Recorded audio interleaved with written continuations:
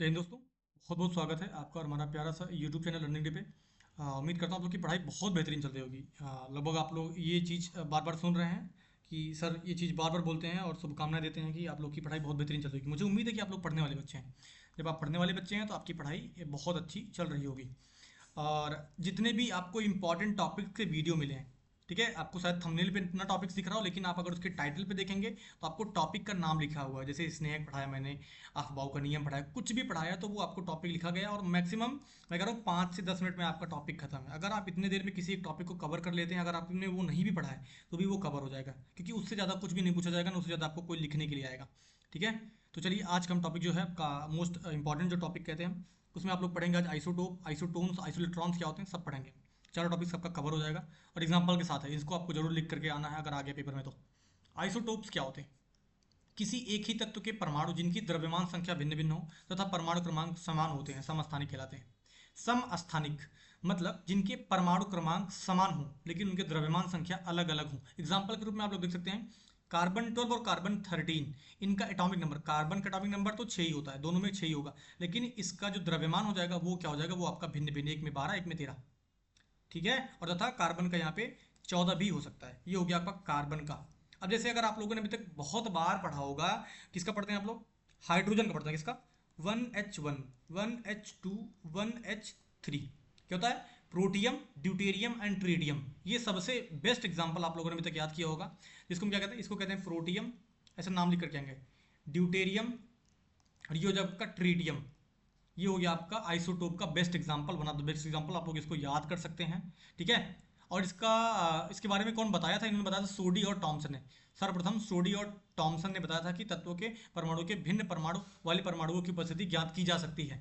ठीक है, अब आपको जो डिफिनेशन लिखनी है आपके पेपर में वो क्या लिखेंगे?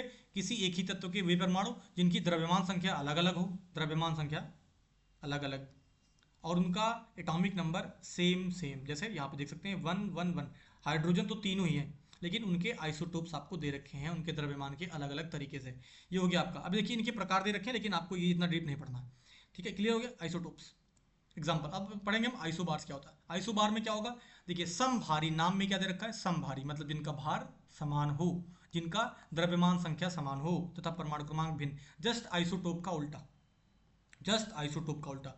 अब देखिए यहाँ पे कुछ प्रॉपर्टीज दे रखी है, आप इसको थोड़ा सा पढ़ लीजिए। भौतिक गुणों में समानता होती है लेकिन रासायनिक गुण भिन्न भिन्न होते हैं। ठीक है, इनकी द्रव्यमान संख्या समान होगी, प्रोटॉन और न्यूट्रॉनों का जोड़ भी समान होगा, प्रोटॉन और न्यूट्रॉनों का जोड़ भी समान होगा। ठीक है, क्योंकि हमें पता है कि द्रव्यमान संख्या बराबर क्या होता है? Number of protons plus number of neutrons, तो इसीलिए द्रव्यमान संख्या भी बराबर होगी। और तीसरा पॉइंट क्या है? इनकी परमाणु क्रमांक भिन्न भिन्न होते हैं क्योंकि इलेक्ट्रॉनों की संख्या और उनका विन्यास भिन्न भिन्न होता है। देखिए जैसे आर्गन है, आर्गन क्या होता है? जीरो गैस होती है, मतलब इनर्ट गैस होती है, अक्रिय गैस होती है। इसका एटॉमिक नंबर 18, पोटेशियम का एटॉमिक नंबर 19, कैल्शियम का एटॉमिक नंबर 20, दोनों लगातार ही है ना, 18 19 20, लेकिन इनका जो द्रव्यमान संख्या वो बराबर है, 40 40 40। अगर आप लोगों ने जो तरीका देखा हो अभी तक कि सर हम सीधा दो गुना कर देते हैं तो हमारा द्रव्यमान आ जाता है, लेकिन आप लोग सोच रहे हैं कि 18 दूनी 36 तो होता है, 36 4 40 है, यहाँ पे 19 दूनी 38 तो तब भी दो जाता है। लेकिन कैल्शियम के लिए आप देखते हैं ठीक बैठ रहा है कि 20 दूनी 40 है, लेकिन इन दोनों के लिए नहीं बैठ रहा। लेकिन यही अपवाद है, यही होता है कि इसका कमाल, जहाँ पे रासायनिक गुण इनके अलग अलग होते हैं, यही इनका कमाल होता है कि इनके अंदर प्रोटॉन की संख्याएं जो हैं वो अलग अलग हैं। इनमें 18, इसके 19, इसके 20, और इनकी न्यूट्रॉन की संख्या जो होगी वो भी अलग अलग हो जाएगी, 22 21 और 20, क्योंकि क्या हो जाएगा? न्यूट्रॉन की संख्या बराबर द्रव्यमान संख्या माइनस प्रोटॉनों की संख्या। आपको पता होगा कि द्रव्यमान संख्या बराबर क्या होता है? प्रोटॉनों की संख्या प्लस न्यूट्रॉन की संख्या। अब प्रोटॉन की संख्या किसके किसके बराबर होता है? Z equals to E equals to P, मतलब इलेक्ट्रॉन की संख्या बराबर एटॉमिक नंबर, इलेक्ट्रॉनों की संख्या बराबर परमाणु संख्या बराबर प्रोटॉनों की संख्या। Z equals to E equals to P, number of protons equals to number of electrons equals to atomic number. अब एग्जांपल आपके सामने ये है, आप इसको लिख करके आएंगे। सम न्यूट्रॉनी क्या होता है? मतलब यहाँ पे जहाँ पे न्यूट्रॉन की संख्या सेम हो, परमाणु जिनके नाभिकों में न्यूट्रॉनों की संख्या समान होती है, सम न्यूट्रॉनी कहलाते हैं। जैसे सी यहाँ पे दे रखा कार्बन 6 और 14 है यहाँ पे। ठीक है, हमें पता है कि कार्बन का जो वेट होता है वो कितना होता है, यहाँ पे इसका आइसोटोप है कितना, 14 वाला है। ठीक है, और इसमें न्यूट्रॉन की संख्या कितनी हो जाएगी? 8 है। और ये ऑक्सीजन है, ऑक्सीजन का जो वेट होता है वो कितना होता है, 16 ही होता है। इसका एटॉमिक नंबर कितना होता है, 8 होता है।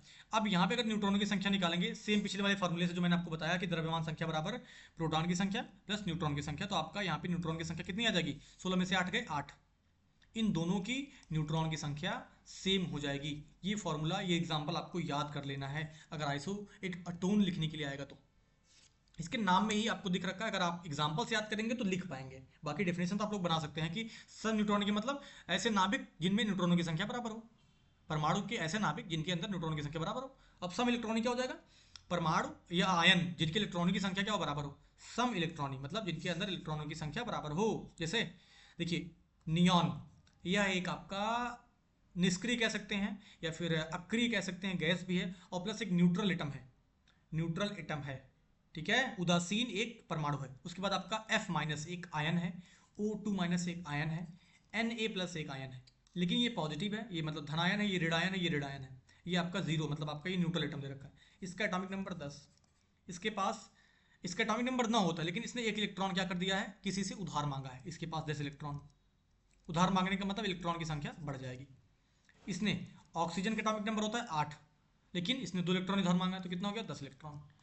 सोडियम का एटॉमिक नंबर होता है 11, लेकिन इसने एक इलेक्ट्रॉन अपने में से दे दिया। देने के बाद आप क्या होता है, पॉजिटिव फील करते हैं। जैसे अगर आप किसी की मदद करते हैं तो मदद करने के बाद आपको अंदर से अच्छा लगता है ना, तो बस इसको अच्छा लग रहा है, इसका मतलब वो पॉजिटिव फील कर रहा है, वो अपने आप को अच्छा पा रहा है, पॉजिटिव फील कर पा रहा है, इसलिए इसके पास भी 10 इलेक्ट्रॉन हो जाएगा। क्लियर हो गया। अगर इसके लिए आप लोग और लिख सकते हैं तो Mg2 प्लस हो जाएगा, Al3 प्लस हो जाएगा। आप इन दो में से तीन में से कुछ भी एग्जाम्पल लिख सकते हैं, सबके पास 10-10 इलेक्ट्रॉन ही हैं। NeF minus O2 minus Na plus Mg2 plus Al3 plus, क्योंकि एल्यूमिनियम का एटॉमिक नंबर होता है 13, इसने 3 इलेक्ट्रॉन दे दिया किसी को, 3 इलेक्ट्रॉन किसी को दे दिया, तो ये हो गया थोड़ा सा देन दादा, क्या हो जाएगा, पॉजिटिव आयन इसके ऊपर हो जाएगा, ये हो गया धनायन। Isotope, isobar, isotone, isoelectronic, चारों टॉपिक क्लियर हो गए आपके 7 से 8 मिनट में। और ये आप डेफिनेशन यहाँ पे देख सकते हैं, अपनी कॉपी में लिख लीजिए, एग्जाम्पल लिख लीजिए, और जब भी पेपर में आएगा इसको आप लिख सकते हैं आराम से, जो डेफिनेशन यहाँ पे दे रखी है। और आप आगे के वीडियोस के लिए आप लोग वेट करते रहिए, ऐसे वीडियोस आपके लिए आते रहेंगे इंपॉर्टेंट। और कुछ सरप्राइजेस हैं आपके लिए कि टॉप 25, टॉप 50 और बाकी इंपॉर्टेंट चीज़ें, जिससे आपका पेपर इतना अच्छा होने वाला है कि आप लोग उम्मीद नहीं करेंगे कि सर मैंने तो बिल्कुल पढ़ाई नहीं करी 3 महीने, लेकिन आपने जो 8 से 10 वीडियो मैंने देखे और मेरा बहुत अच्छा पेपर गया। आप खुद आकर के कमेंट सेक्शन में बताएंगे कि सर बहुत अच्छा वीडियो है। Bye bye.